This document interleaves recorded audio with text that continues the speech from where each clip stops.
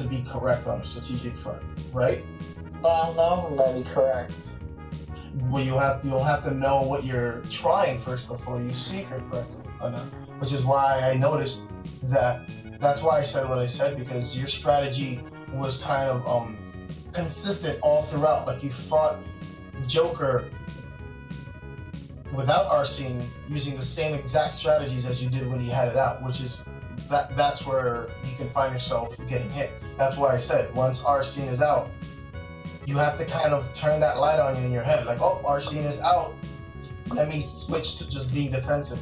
Now if the lag screws you up in your ability to be defensive, that's different. But what matters is that you have it in your head that you know you're switching your strategy based on what's happening. So I'm terrible at processing things. You just have to care. You know what I mean? It sounds weird, but you just have to care about what you think is a good idea.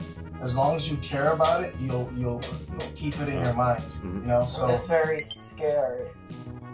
Yeah, I can tell just by your playstyle, and as somebody, just speaking from a personal experience, as somebody who's dealt with anxiety for a long time, and I've had issues with fear coming out in the game, and I would always feel frustrated because I feel like nobody understood what I was going through. Like, it's definitely there. It's okay to be afraid, as long as you don't let it get in the way of your play. That's like the ultimate thing, because even when I do well, I still feel some amount of fear or anxiety, bubbling beneath the surface. So my advice is just keep pushing through, even though it's uncomfortable or you feel fear. The end result will justify, everything you went through, and then you could, in turn, I know this may sound stupid, but take this experience and use it in real life and possibly gain from that as well, which would be great. Thank you. I very much appreciate it. You too. No problem. I would add a little bit to what Dyer was saying. The whole fireball thing is really correct on his part, because when I was watching the match, you were doing fireballs, but you were doing them grounded. So I think if you do it while being in the air, I think it's a lot better. I understand with the mobility. Yeah, and I try not to be scared, but I just can't control it. Yeah, don't try to control being afraid. Try to control your reaction to it. yeah, I can't control my reactions. Well, that's what we're here for, so you can get up to those steps. It's not going to be like something that we're going to say, okay, Nolan, this is a light switch. Here you go. It's going to be like, okay, this is like, these are the biceps that you want. It's going to take you a couple of months, and if you're lazy, a couple of years. Like, it's something you got to work towards little by little, and it's about discovery with yourself. There's a bit of self-therapy within this that might help you out a bit.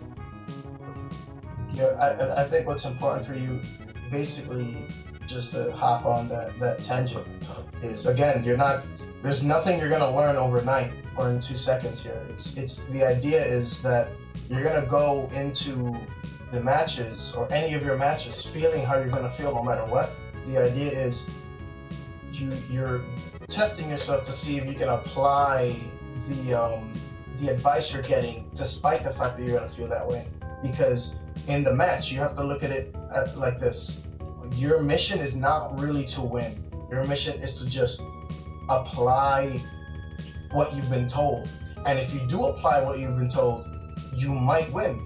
And that'll be a better way around to the goal than to just focus on playing just reactionary so that you don't lose. Like that's gonna leave you to get kind of random results. Where it's just like you can put it this way, you can think about it just outside of the match, and you already know just objectively, like, yeah, it's probably not a good idea to be grounded when I shoot my fireballs. So maybe, like, going forward, you want to start playing around with just being in the air when you shoot your fireballs. Now, if you start seeing yourself getting hit, even though you're trying that doesn't matter.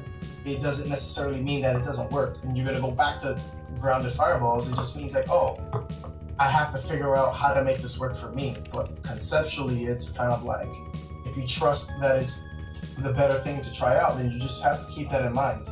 It doesn't matter if you're gonna be nervous or not, but you just have to keep it in mind when you play. like it's hard for me to keep in mind. There's a lot of things going on. I gotta watch my opponents. Oh yeah, dude. It's gonna be hard, you know, like especially in the middle of the moment. You have to the way you're gonna work this fear that you have to do things piece by piece, brick by brick. So for example, just like you said, you're scared of this, you're scared of watching out for your opponents doing this, you're scared that you're gonna do missed inputs. Have a goal that you want to achieve per match. So what if one match you have a goal to, all right, I'm just gonna focus on what my opponent is gonna do. That's all you need to focus on. Once you achieve that goal at a certain percentile, then you can move on to another goal. But that's the only way you're gonna be able to baby steps. Not trying to lose is not a goal to focus on. Don't focus on. That's not a goal. I'm not trying to lose or I'm trying to win. No, your goal is, all right, that move, that's a problem. How do I counter this move? Or, Arsene's a problem. What moves within my kit can I play with to make it more of a problem for him? Which is by suggested aerial fireballs and flood usage. That's the train of thought that this tournament is going to help you start working on. So you don't worry about not figuring it out in one shot. You're just gonna Better start the arena, by the way. Yeah, I got it. You're just gonna focus on trying to get yourself on that bike to learn how to ride it. So just don't worry about how it turns out.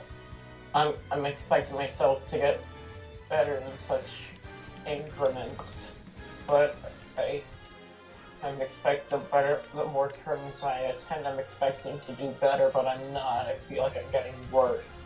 Yeah, I don't think anyone necessarily gets worse. It's more like a matter of like, what's your mental and emotional limit? That determines, I guess, a player like you, how well they're able to like execute.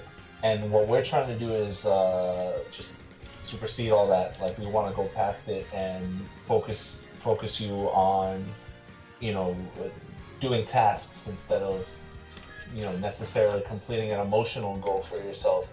That way it becomes like an instinct. Like, we want all this to be instinctive with you, because there are some things that you do that are instinctive that are very good. I was noticing, you might not notice this, but I was noticing your back air spacing. I was noticing your when you did go out for commitments, when you did a read from like an aerial, and maybe some of it was misinputs, but I'd like to air dodge too. Yeah, and I like to believe a lot of that is part of your playstyle, and a lot of this to tell me a lot about a person. That's what I was saying. Like, I'm surprised you use Mario, and I guess he can, but it seemed like your playstyle would seem more fit for like a zoner kind of character. All right, so let's. I don't know why. How am I supposed to? It's that fire and element. Maybe just like Mario, I'm putting him. So let's move on to you have something to say, J Tails, quick, so we can move on to the Blue Frost. I agree with everything that my co-coaches were saying, and I noticed, Nolan, that you said that like your inputs were a little fuzzy, whether it be on Wi-Fi, like because of Wi-Fi or because of nerves.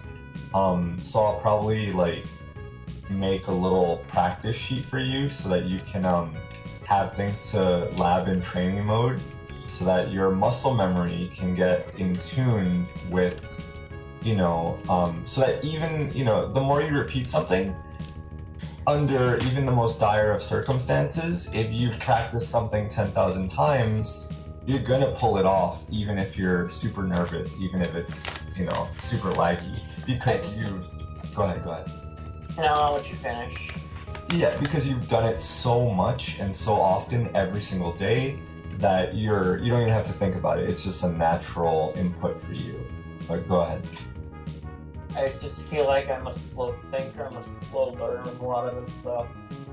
Yeah, and that's why I think that the repetition will definitely help you out on that, because it creates a connection between your brain and your hands, and it'll start happening more automatically so that you can use your brain power for other things going on in the match that are not your inputs.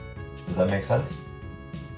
Yes, so I practice all of it, right? But it's it's very tricky with the amount of lag I have, and I get Yeah. punished because my inputs are very slow, unlike other players.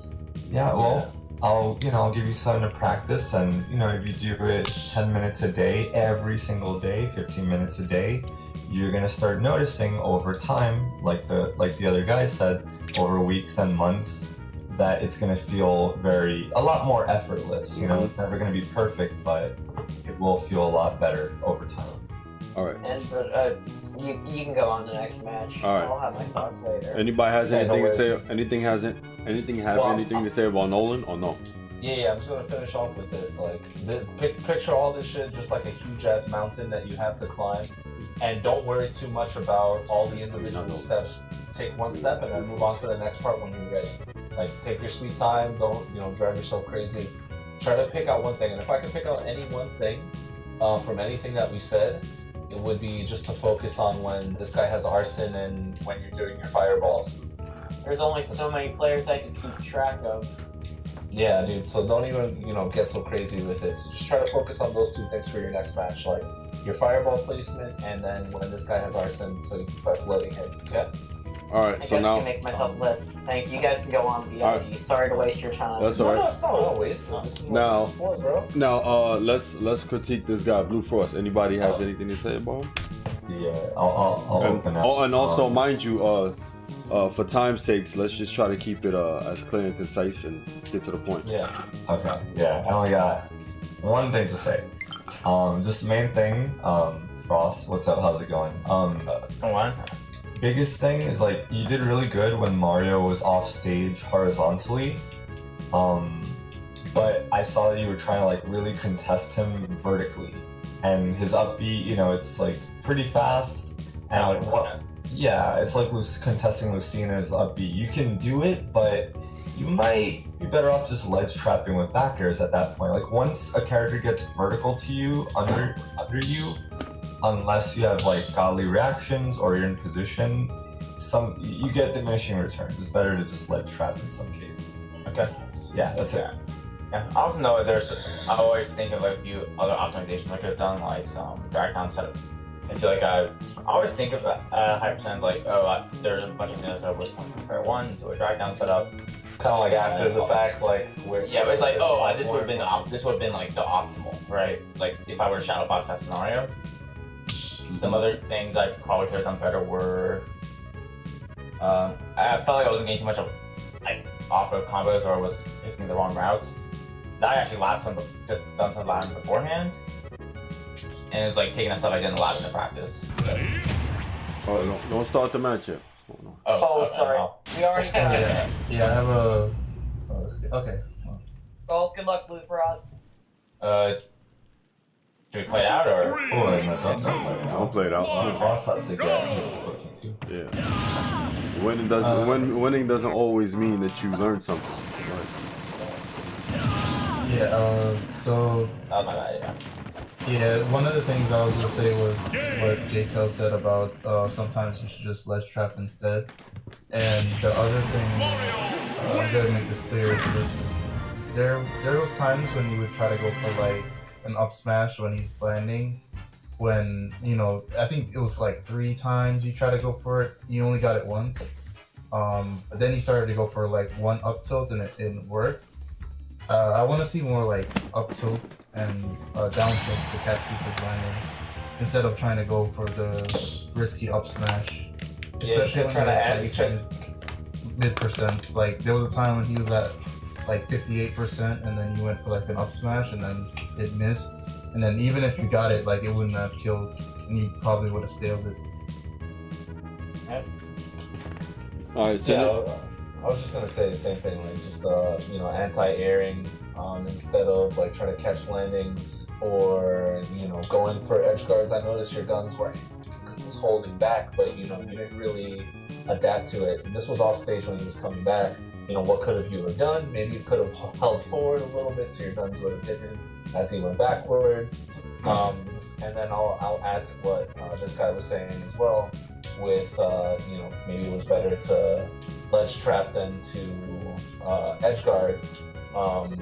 you have to look at the distance that the person is away, how much hit stun they have, and start internalizing in your head. Okay, this is the spot where he's gonna move away, and am I gonna waste my time trying to edge guard him, where I could risk dying? Like you almost died from that LB that he hit you with when he was coming back from the stage.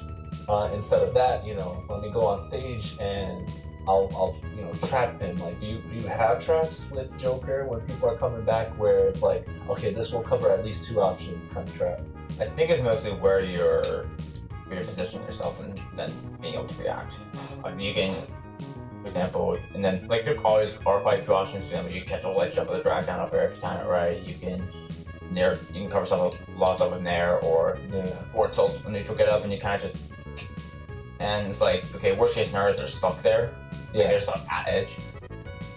Well, like there's a couple in that scenario because I can space it well enough and stay safe.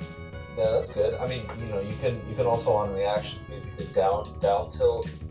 When you could go off stage, kind of like Sheik does, and come back in nair. Because if you do a short hop nair, you're not going to be able to cover everything unless you time it so that you're falling with it at a specific time. Whereas if you run off stage and then do a double jump back with nair, you can pretty much, I think, cover all options with the nair, and then the lasting hitbox would just help out. And if they do happen to go through a crack of when you're moving to the left and do a jump over, then that nair will, as soon as you fall, will allow you to follow up with something else right afterwards. So there's a lot of stuff you can mess around with there. But yeah, that's it. I'm good.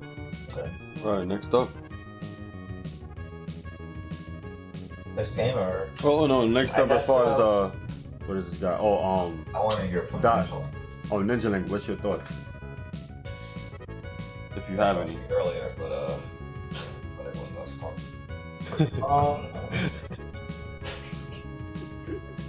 Oh, really? Okay, something I guess can apply to both of them. You have to make sure every action you do has a purpose. Don't just throw aerials out just for the sake of throwing them out, hoping someone runs into it. There's a lot of times when you do that, you give your opponent an opening to punish you instead.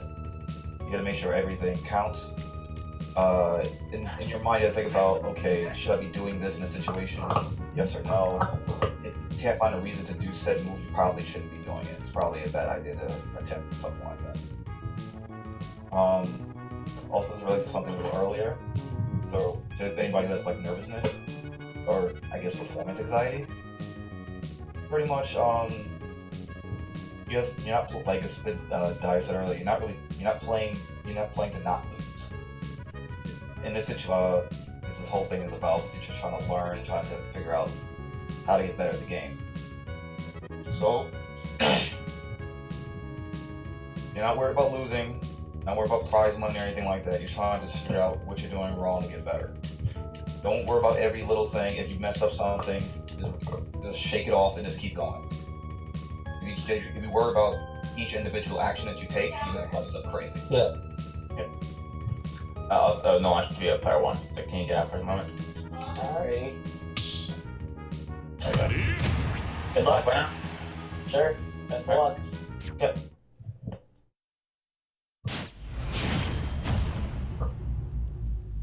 Hey, Wes. What's up? Just as for maybe next time. Yeah. There should be like a scribe or something.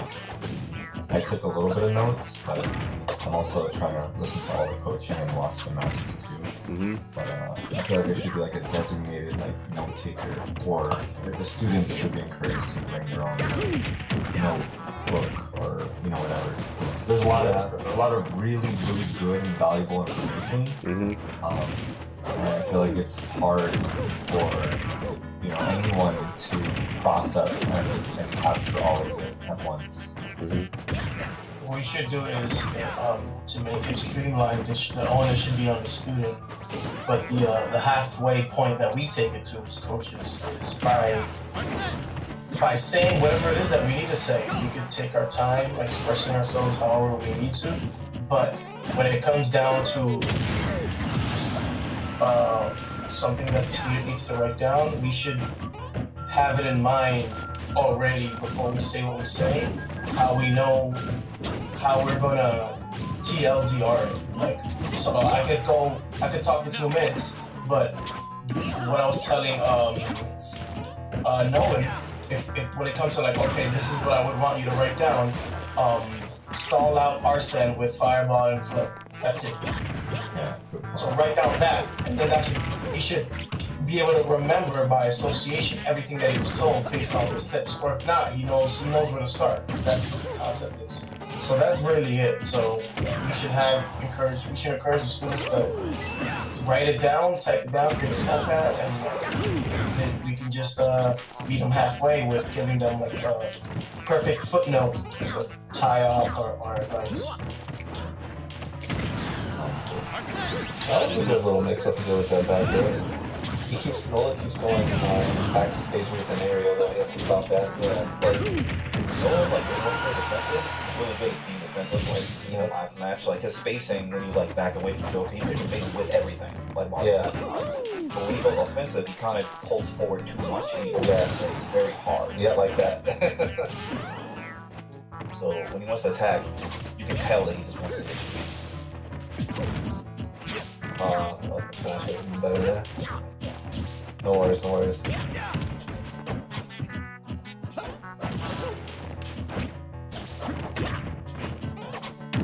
Oh, the mix! Oh, he remembered he was doing it at the wrong time. Oh, messing me up here.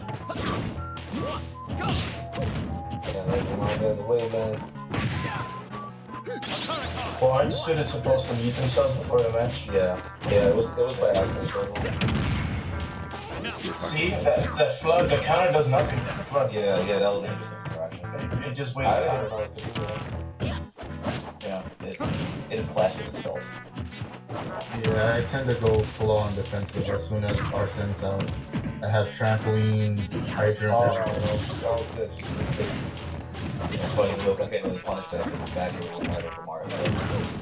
I have a offstage stalling round with Banjo that burns like between like 15 and 16 real seconds. And it's just me like, Okay. you gotta You let go of the dare. stall RC. Stall. That was really trying on. If he just did the dare after that. Yeah, he put him in a bad situation. No, he didn't get that recovery. This was on YouTube. Oh, my mic, I just put both the mic in my headset so it mutes by itself. Yeah, we still, well, I muted you guys. Yeah.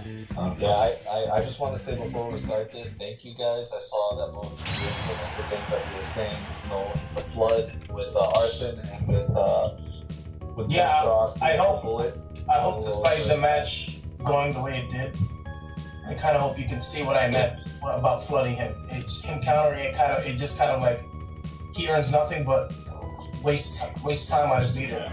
So, like, those are the things, even though you may not have converted these things into a win, I hope you can see just off the bat, like, oh, okay, those specific issues, these things helped with, like, but there will maybe have been other issues that contributed to your loss, but just make sure you notice what you did right, not just what you did wrong. I will say though, I noticed the car carting is flood keeps me from moving back. So I guess there's some use. Like I don't get, it doesn't push me away. yeah, it just wastes your time now. Yeah, it just wastes time, but like wasting time being in a bad spot versus wasting time not being in a bad spot.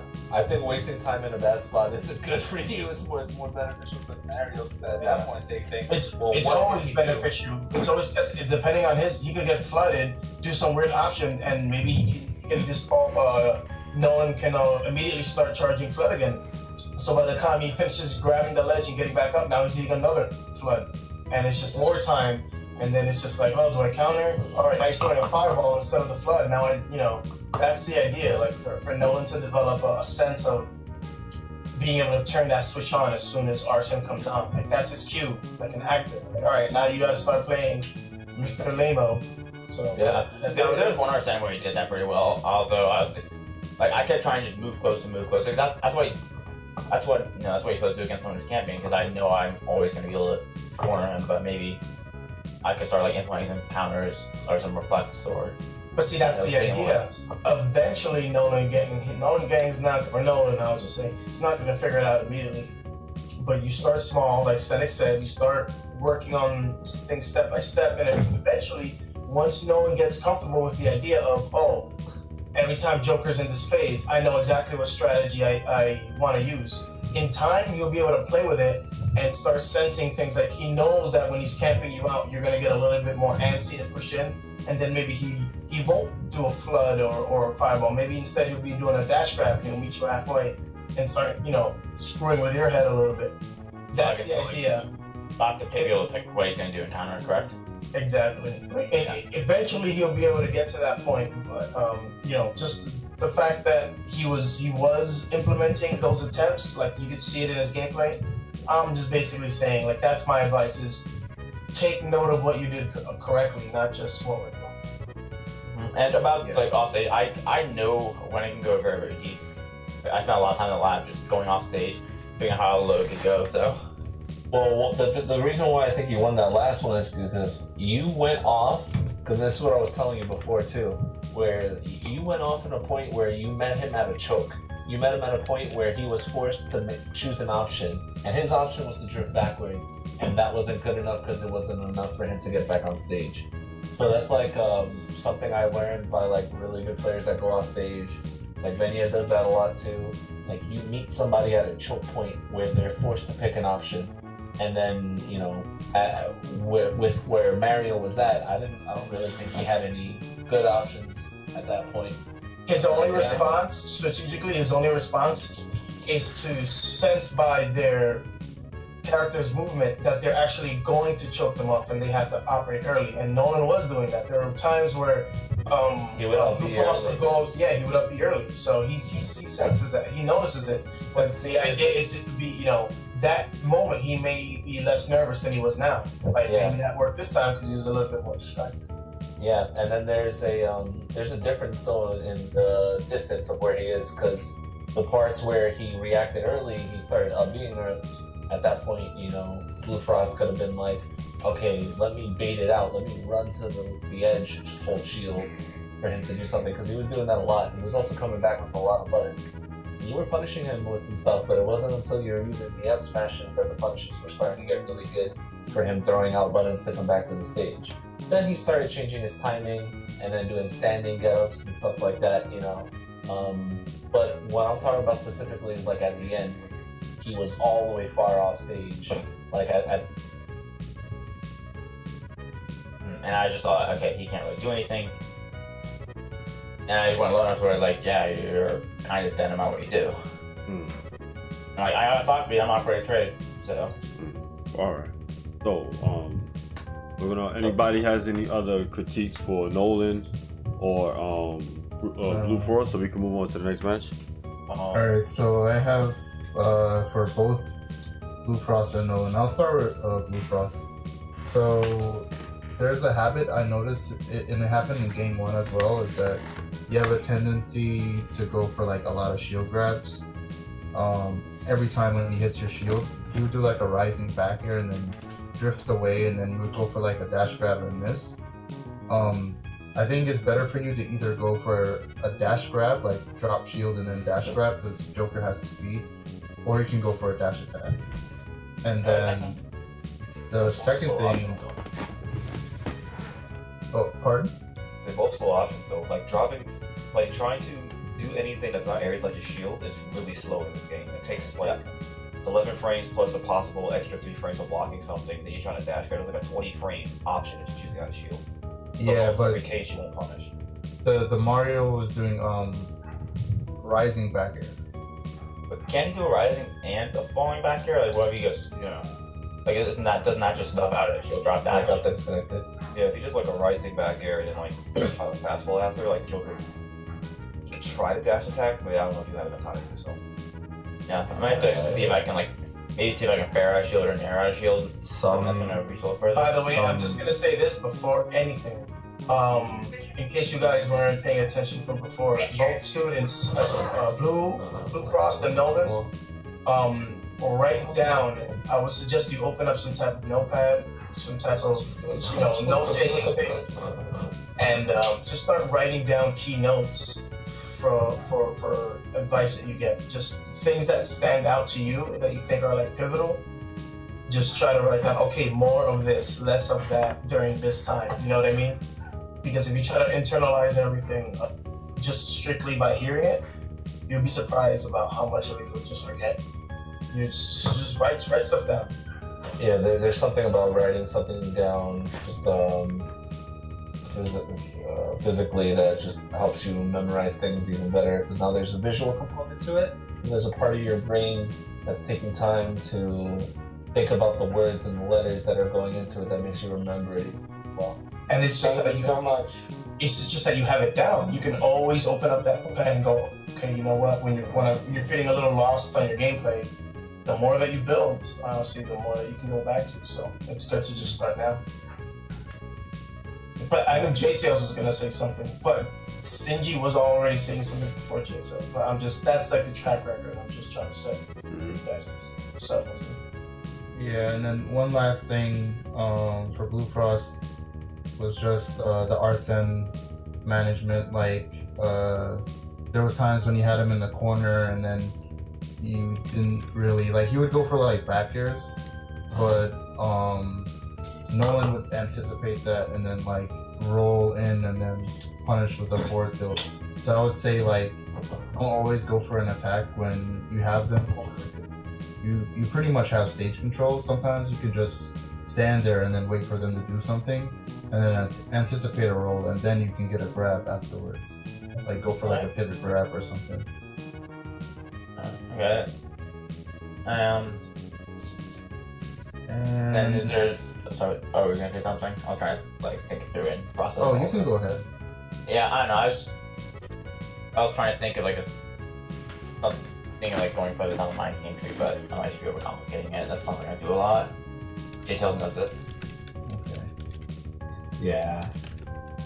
Sometimes, Frost, I just, or not me, but it's better to just kind of like take in the info, and because like one thing is like sometimes you'll go off on like a different tangent from the advice that's given. So just like, if you can like write stuff down, what Dyer was saying, because I think, a lot of this stuff is just super valuable. Yeah, and make it as simple as possible. Yeah. When you, like, especially when writing it and reading it, just make it as simple as possible. Like a flash, think of it as like you're writing a flashcard for yourself. And for Nolan, as I said earlier, you were playing around Arsene a little bit better, and there was times when you would go for like Flood and Fireball, and then when he commits to a back air, you would roll in and then F-tilt him immediately. So those are good. And then a common habit I noticed from you, and I noticed this from a lot of Marios, is that whenever they get hit in the air, they tend to drift forward because they're so used to having good airspeed that they try to drift forward in disadvantage, and then that's when they get hit again. So I would say try to go for the ledge sometimes, like not all the time. It's not bad to come down with an attack, but like go for the ledge sometimes. Or something else you can do is stall in the air with cape to make your drift a little ambiguous.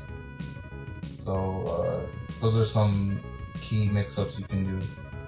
See, the thing is, he was actually doing that, but it's good to mention still, because there's a difference between doing something instinctively and then doing something knowing exactly why it's helping you and why you're doing it. So what that means is be a little bit more crafty with using the cape off stage, as opposed to just like, oh, you kind of know you're supposed to use it. Like, no, really change it. Like maybe use it earlier, use it later. Who knows? But like, as long as you intentionally know. The second stock especially, like he got hit once and then he drifted in, got hit again and then he drifted in again, and then I saw. Yeah. As what Sinji said, self-preservation. Because when you get hit, you're not always trying to worry about, well, he hit me, I should hit him right back, like a kid in a school park or something. You have to try to if you're in a bad situation, you have to try to return to neutral as fast as possible, and then start your offense again. You don't always have to try to start your offense right after you get hit. One problem is a lot of that situations, it's going to end up probably putting you in a worse spot. No, but okay, I understand lag, but there's situations where you're just holding forward into him over and over. You get launched in the air, you're not trying to fall on top of him. You're just doing that a lot. You just fall on the top of him. I haven't fought off against someone for so long, and there's no good way for me to train it up. I get mixed opinions on everything. Some combos are just not reliable at all. I struggle. I have the hardest time getting in grabs. Okay, you don't always have to grab. You grab when you see an opportunity for it, but don't force it. Don't force actions. You kind of just have to just roll the punches. You have to understand when and when not to do something. I'm just a very forceful person. I don't know why. There's something about it. Like, sorry to sound blunt, but Well, that's the thing is that Smash is actually a good training method by which to develop, it was already alluded to earlier in the conversation, like through video games, specifically Smash, because of how complex it is. You can use this as a way to build, consistency within yourself. Like how we see that you started to utilize certain things that we told you about as far as dealing with Arsene specifically. That's all it is. It's not something complex. So what's important is that you give yourself time to learn. You have to understand that it's gonna take you pretty much years and years of constant effort to get good. So basically my point is widen your perspective, settle down, stop worrying about losing, stop worrying about, oh, I'm not good at this, I'm not good at that. Just focus on what you have. Just use up all of your mind's hard drive space purely on what helps you get better. Just dump out everything that's related to, oh, I'm not good at this, I'm not good at that. That's all weakness. Get it out, get it all out, and use Smash as a way to do that for you. And it's if you just train with that good mindset of just getting better and focusing on what actually helps you, you'll be fine. All right. Yeah, right now it feels like your biggest enemy right now is yourself. You're doubting yourself, and that's why you're making these decisions. Yeah, that's what I'm saying. What I'm saying. Yeah, Roblox is some very low characters that are viewed as low tier. Don't worry about I'm that. expecting to myself. but you're playing Mario. You're playing Mario and Wolf, right? Those are high/top tier characters. And again, And then when I people get worry about upset by tiers, it. people look at tier lists for validation. Play the character you want to play. I don't understand why they exist. People say you're use worried a certain character. I don't agree. The thing is, you're worried about what other people say. That's the first problem. I'm just very worrisome. Yeah. That's my nature. Well, stop worrying, Yeah, it's about Take- yourself. Like I said, take your time. Your mental fortitude with any competitive game determines how good you end up performing. The best player can be the worst player in seconds if they have the wrong mindset. Oh, why my mindset's so bad? So Because it's not forged through experience. So Or stop blind by your mindset being bad. Do something about it. Sorry to sound really blunt, but it sounds like you need a wake up call, man. So that, or you're just worried about what other people say too much about your performance or whatever. People in here know Music King's a perfect example. Back in Melee days, he was pretty much winning all the tournaments in Melee at one point. But then when we pulled Mango, and then he just he just didn't know what to do, and he just crumbled. He became the worst player right away. He was just doing really stupid stuff. The guy put everybody. The thing is, you just have to keep to yourself. You're not worried about what other people say about you or whatever. You just stick to what you're trying to do. That's the main thing, really. Yeah, you could simplify this whole thing as to focus. Okay, yeah, you do feel stressed, you do feel fear, you do fear all that. Those are all things you should not be paying attention to. It's kind of like, oh, what did Dyer say? Dyer said to throw fireballs. Yeah, but I'm afraid of this. Just stop yourself and be like, wait. Just focus on what Dyer said. Do that. You know what I mean? And if you keep stopping yourself from focusing on all the negative things that you shouldn't be focusing on, that can apply to real life and really help you out. Basically, Yeah, no, but the idea there is that don't assume what the problem will be. Just let the experimentation teach you what the problem will be, and you learn that way. Don't ever bother to make that assumption yourself about what's gonna happen. Like that's pointless. So just like start as a person, start trying to work on that a little bit, and just just let things happen as they may, and pay attention purely to controlling your thoughts in a way where you can figure out the best manner in which to succeed. Because that's honestly, I'm gonna tell you something right now. This is huge. This is huge. Like your brain is kind of like a puppy dog that like is growing with you, and if you don't know how to teach it, it'll become a dog that stops listening to you. So you have to kind of like teach it who's the man. You know what I mean? So and by doing that, you have to be repetitive. That's why a lot of these other coaches, Ninja Link and J Tails, are telling you like these are things that you're gonna have to do in repetition. So don't fret now. Like you have no sense of time as far as improvement now. You're in the moment still, so you have to wait for the experience to build up. So just take it. Have fun with this. You know what I mean? This is a good thing. The metagame it only lasts for so long, though. I may not make it. Hey, you just did it again, right? You got some really good constructive feedback, and instead of accepting it and taking it, you're posing like a defense, right? It's a retractory statement. So like this is your time to start working on it and be like, you know what, maybe that doesn't help me as much. Mm-hmm. So like just try to like focus on the best possible scenario. You know what I mean? And at least being aware of what you're doing and when you're doing it. So even if it happens, you can say, oh shoot, that's exactly what Dyer told me that I was doing last week during Smash Camp. I just did that to my teacher at school, or I just did that to my mom. Well, the thing is that we already saw that. That's literally exactly why I framed my advice to him in the way that I did. After that match, best on paper, obviously it's not going to be the case because this is something that has to be learned after a while. But on paper, I feel like Nolan's reaction should have been like, "Oh, I saw what would happen with with using Flood or stalling him out with fireballs." Like he should have been able to notice that actually helped, despite the match going how it did. So yeah, and it's gonna take time. It's gonna take time. Nolan, does this stuff make sense, or is it kind of? Because you could ask questions. Yeah, if you're confused, like I don't know what you mean, you could ask questions. And also improve with the state. What's that? Who else been an improve with the state?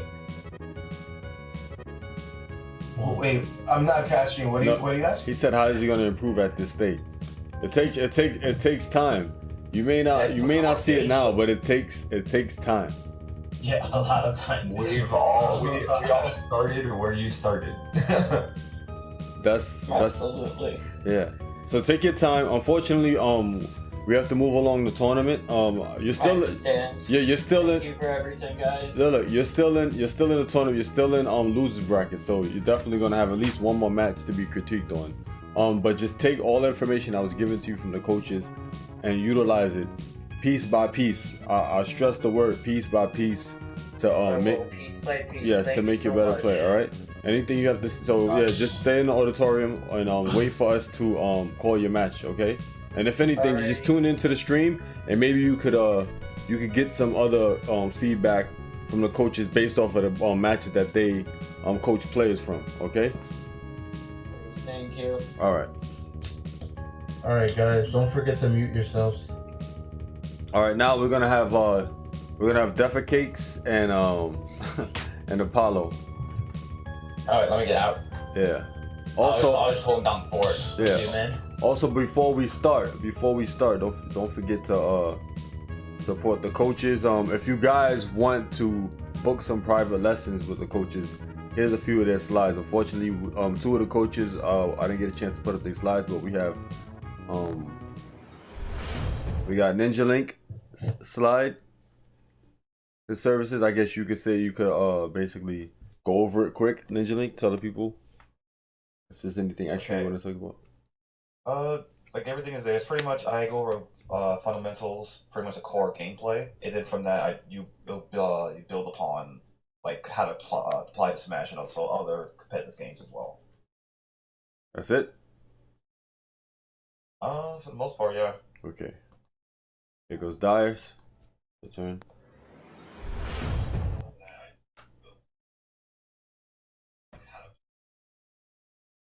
So yeah, that's Dyers. You have anything to say about that, Dyer?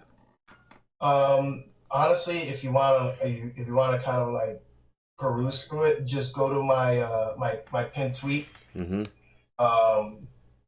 At Dire on Fire, like it's my pinned tweet, and if you just take your time and read it there, then it's that's why there's a lot, because it's all there for you. So honestly, there's really not much more for me to add. Mm-hmm. Just if you go to the tweet, read it, and maybe it'll interest you. It's right there. That's the tweet. That's the exact tweets pertaining to the slide that was given to you. Yeah, we could show the next one. All right. So now here comes Shinji's slide. Shinji's, anything you want to say? So I teach in a multitude of ways. One of the common ways is video review, where I do timestamps of separate issues and what you can work on. Another way I do it is by doing demonstrations, pretty much, where I open up an arena, play the person for an hour, see what they like to go for, and point out their weaknesses and what to work on. And then another thing I do is I do separate matchups. I've done like more than just Pac-Man. If you guys, it's not just Pac-Man, but I've done other characters. I've coached a bunch of players from like Wolf players and stuff like that. So normally I would show them a matchup that they're struggling in, show them the frame data, and demonstrate why this is happening to them and what they need to do to fix it. So yeah, that's pretty much it. Okay.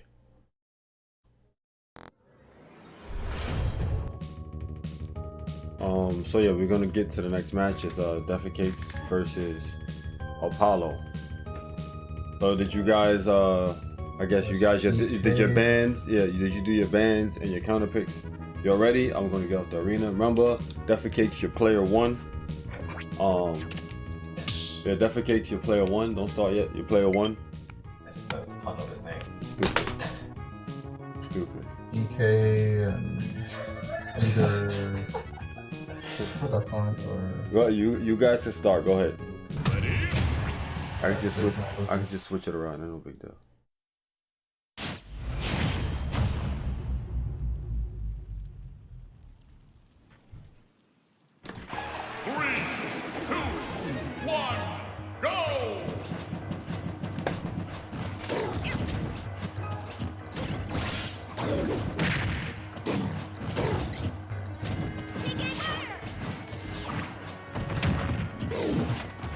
nice.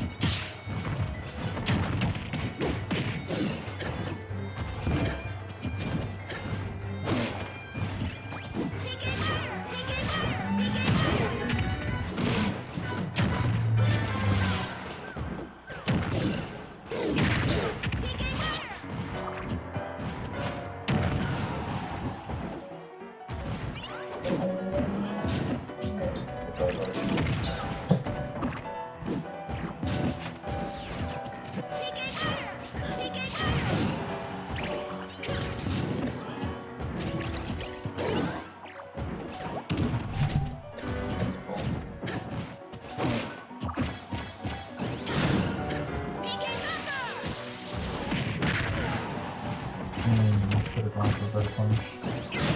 Down smash.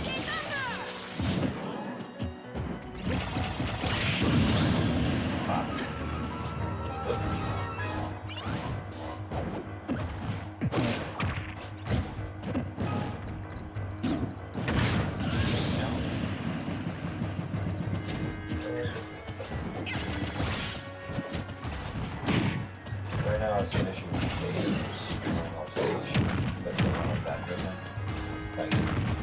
That's unfortunate.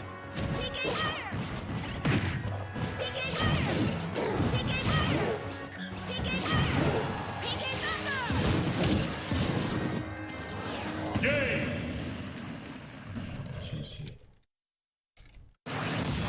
Lucas wins!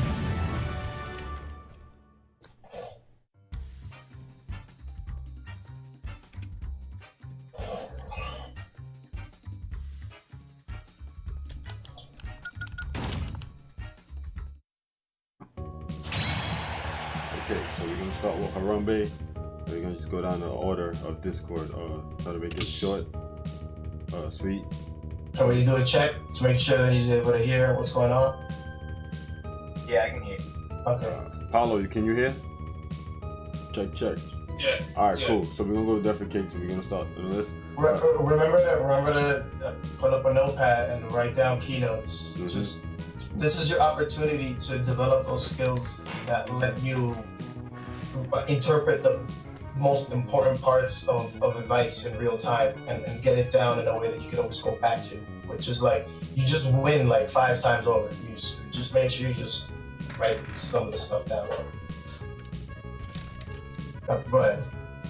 All right, so we're gonna start with Cynics. Go ahead, Cynics. What do you think about defecation? That's what he thinks. He left. It's Cynics. Oh, here we go. My bad. Hold on 1 second. I'm just, literally, hey, Senex, what do you think? Yeah. Should we get back to him? We'll get back to you, Cynics. Yeah, we'll get back to Get back to me. I'll say something. All right, So that- your turn. that That makes means you. you Yeah.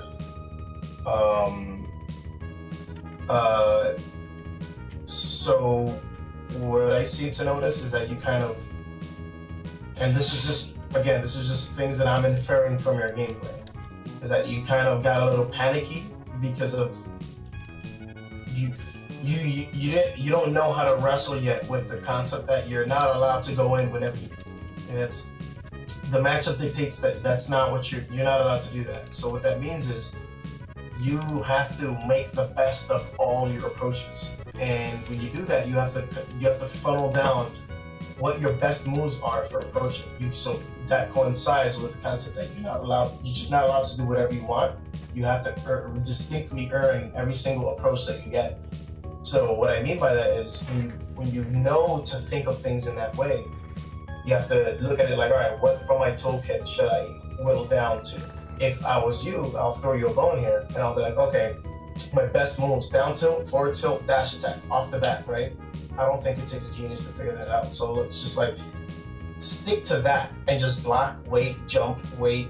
Maybe try to go, but maybe mix them up, like go behind them, jump behind them with a back air, just to kind of cross them over like a classic Street Fighter mix-up. But if you're fighting frontal, you have to stick to your fastest and safest moves, and that's a really good way to start. That's something that you can start applying on the very next match. And that's all I gotta say. Cool. Should I hop in? Yeah. Just go down the order. Alright, biggest thing that I noticed, and this is a kind of a big peeve of mine, is movement. I felt like you were dash dancing a ton and just doing a ton of initial dashes. So much so that you were kind of running into PK Fire, right? So I think that a little bit more walking in general will help you out, and just while you're walking, you can shield at any point in time. There's no limitations on You when can your also shield comes up. immediately tilt out of it, so you can just walk forward, down tilt, walk forward. If it gets too close, forward tilt. Like use that as a snap option. But you can't do that from dashes. Yeah. So just like kind of slowing things down, walking a little bit more, and just using shield a lot more, rather than always feeling like you have to use initial dashes or dash dance all over the place, because that's going to get you hit by a lot of projectiles in general. All right, I'm done. I noticed that I used the shield like too much because I kind of relied on shield grabbing and everything, because I most of my friends would just dash attack and everything, but my dash dashing is kind of like to try to get over that habit of just shielding too much, especially against projectile characters. I'm always kind of shielded, and they get the free grabs because they know they've conditioned me to shield. Well, see, that's good. So now you have to find that middle ground where it's just like, it's not about not shielding, and it's not about just holding forward. It's like a little mix. Okay, maybe I shield this one, maybe I shield again, but on the third one, I'll choose a dash attack. Or maybe you'll shield just once, and then you'll try jumping behind them. Like, you just play a card, and then, maybe move on to the next style of attack. But as long as you're trying to find that middle ground, it'll work out. Alright, thank you. You still have more to say, J-Tails, or no? No, I'm good. Okay, who's next? Ninja Nick, right? Okay, yeah. To add on to what J-Tail said, movement in any matchup is important. Don't dash dance just because it's dash dancing. Try to have some type of purpose to it. Also, the regular dash dance in this game is kind of trash. You have to do like an alternate method. But I think already, anyway. So if you're gonna dash towards someone, you could do actions out of it, but don't be close enough where don't be in a danger zone on the initial dash, but you can't block for those first 13 frames. So you have to be at a good distance to even try to even start the dash. And to what Dyer said, you need a lot more tilts. That matchup, you're not going to have fun with it if Lucas is jumping around shooting projectiles. However, the advantage you have over him is DK has more range than he does. So you have to take advantage of that. That's why forward tilt down is very important. Something I also saw you doing was you was kind of running off stage and trying to like bait him to come in into a back air. You doing that, you just expending your double jump, and being DK's recovery is not the greatest. He can pretty much abuse that and give you, which has happened. 0 for 4. Lucas is down smash 2 frames DK very easily, so you'd be very careful going off stage against him. I wouldn't patch him on Nether because it's online, so I'm not the best against like competitive people, but I do I decently catch him off guard outside of the stage. I mean, when Lucas is on stage, you kind of run off to then try to double jump back air. No, yeah, he's not talking about when you're edge guarding him and you try to like catch his tether or get him, which I honestly don't even advise anyway. He's talking about when you're back, he's backed you against the edge, and you intentionally go off and double jump back, and go off and double jump back, and sometimes you get clipped, and now you have no double jump, up B, down smash, dead at like 50. Yeah, it's just like he didn't put you there, you put you there yourself. Yeah, as I was mentioning earlier, self-preservation. Don't forcibly put yourself in very risky positions. See, that his advice coincides with mine, which is literally it all heads to a point, which is control your movements, smart controlled movements that are varied and tactical, as opposed to just like, I'm dash dancing because I was told that dash dancing is good, so I guess I'll just do it. You know what I mean? It's just, maybe you might want to just stand still and wait for him to just do something stupid. Maybe by you standing still, you just autonomously nair into you, and maybe he didn't space it right. There's your down tilt, there's your forward tilt. You know what I mean? That's kind of what will help you see what's going on more clearly, as opposed to just like being too focused on your own movements. Yeah, every action should have purpose. That's the key thing. Mm-hmm. Don't just do things just to do it. Because yeah, like he said, if you just stand in there, what if he just throws himself at you? He's like, oh look, he did something unsafe, and you can get a punish off of that. Just because you're standing still doesn't mean you're not getting something done. Even like, say you corner someone and they're just sitting with a shield up, you don't even have to do anything. You don't have to forcefully run up and grab. You can just stand there and stare at him. He's punishing himself because his shield is draining. He has to do something. Yep, and if he's on the edge of the stage, he has no more room to move away from you. He can only move towards you, right? Yeah. So you can pressure just by your positioning. Yeah, like PK Fire startup, you have a forward tilt, which in some situations I've seen slap away PK Fire. Like It has to be fresh and near the tip, from what I recall. yeah, his like Stale, then- his hand is disjointed. Like his hand doesn't count as a hurt box. So he can. In some situations, you just slap it and it just negates it entirely. You can even, I think you can even, no, I'm not even gonna say that because it's not really, yeah, so, Yeah, as for edge guarding and you worry about the tether, what you would do is just a B at the ledge. That way, if you try to pull up into you, DK's a B with just slapping him out of it. For an option. It's one way you can go about it. also, scare him a little bit, going with a grounded up beat. You know what I mean? Just go, just every once in a while, just mix it up and spin the Beyblade there. You gotta be careful when you do it. You have to feel when you can do it, because if you don't do it and they block the entire thing, you're definitely getting punished. What are the well, I'm just gonna say that Oh, well, it's a shield. I would suggest using it when they're like at 100%. That way, if you get a hit, it's gonna really lead to something good. If they don't die, they're gonna be way off stage. So like, I think if they're like about to die, sometimes just let that bad boy rip. All But that's it for me. right, moving on, Senji. Thank you, man. Yeah, pretty much what J-Tails and Dyer was talking about. What J-Tails is saying about walking, you should do that more. Use more forward tilts and down tilts to keep him out and to stop him from like spamming PK fire.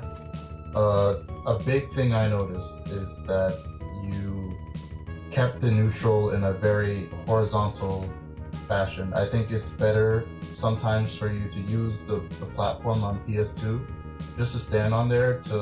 You're not only changing how you approach, which mixes up your approach, but you're also changing the tempo of the match. And you could do stuff like land with neutral air sometimes, land with down B sometimes. You can even use the platform to like charge your punch or do stuff like that, because it felt like throughout the whole match you didn't really have any space to breathe and you were forced to play reactive throughout the whole match. Yeah, I don't have to be rather aggressive. I'd rather approach rather than run away, but that's kind of the lead to bring it to their whole tactic. Oh, by the way, I don't know if you might have something to fix, because I feel like you might be cutting in and out. Like you're just maybe it's Discord or the mic. I can't tell what it could be, but it's just like the beginnings and ends of every time you like chime up and prop up Discord to detect you, it feels like it's cutting off pieces of it. Yeah, hit pop. Worst case, you gotta type what you feel. And then Who, me? No, not you. You talking about you, Shinji, or you talking about No, Defecates. Yeah. Type out what you feel, then we'll handle that later. But we have to move on. And what's that? Thanks, you there? If not, we'll move on to the next person so we can get this match. Alright, well, he's not here. Apollo. Let's do Apollo. Anybody have any critiques with Apollo? Obviously, we will not start with Cynics. The next person up is Dyer. I would say for Apollo, don't be afraid to really lean on your PK fire to stall him out. Like if you have any, I know a lot of players do. If you have any kind of preconceived biases against like defensive play, well, now's your time to start cutting that crap out, because that stuff doesn't matter. Your point when you play is to do what it takes to win, and if staying away from big bad DK means shooting 1,000 PK fires, then so be it. That's his problem. We can't get over it.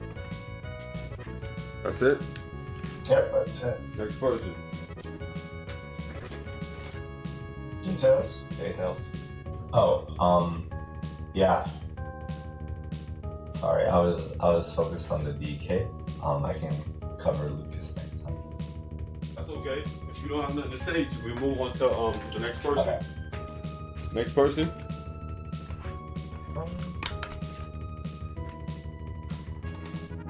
Nothing too glaring, but it's pretty much what Dyer said. Like, don't worry about like that matchup. Is since he outranges you, you can't really stand next to him. You can't box with him.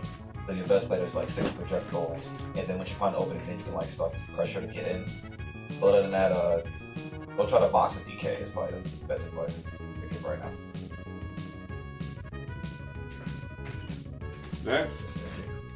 Yeah, that's the main thing, the PK fires. I would say stick to that more. I think throughout the match you were doing fine with it, and then you would just switch off to something else. Exactly. And, yeah. That ties into what I referenced before about doing something and instinctively knowing that it's good. But instinctively knowing. The problem with that is that it doesn't allow you. It doesn't prevent you from spontaneously not doing it anymore, because you let yourself get controlled by the panic of some other strategy you think you need to change up. Where it's just like, no, if you intentionally know that, okay, I'm fighting a heavy, I need a PK fire because heavy's gotta work 10 times harder to get around it, then you'll have a better understanding of when not to do it or when to just keep on laying the heat. So that's the main. I think that's the main trend that all the coaches see. Okay. Oh, one last thing. When you use tether, make sure you space the tether. No. That's what you got like shield grabbed out of it before. Like tether is good. Lucas's tether is good. It's just making sure you try to hit it with max distance.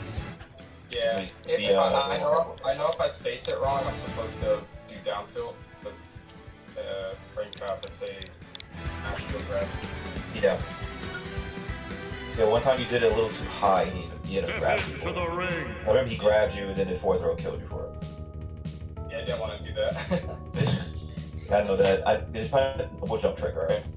Thanks for the advice on PK fire though. I usually try to camp people out, but I want to like see how he was gonna react. Yeah, only if they force your hand to play differently, that's when you should change it up. But you should stick to what you're sticking to until they prove you otherwise. Exactly. See, I don't necessarily disagree with that aspect that comes from you, which is just like, oh, I'm gonna do this differently just to see. Like that's the goal for sure. But I would say under the context of this tournament, and I guess improving until further notice, like until you're like just super undeniably good. Be playful, but only from within the context of the advice. Does that make sense? Yeah, still be more open at the same time. Don't be play. You're free to be playful on your own from within that, not completely outside of what you're supposed to be doing. So, if you're playing a tournament match and the textbook says PK fire the shit out of DK, stick to the book and let the player show you whether you're supposed to be playful or not, just to survive. Because if you're fighting a really creative opponent, he's gonna take those tools and just smash them in your face. But until then, just run the textbook play.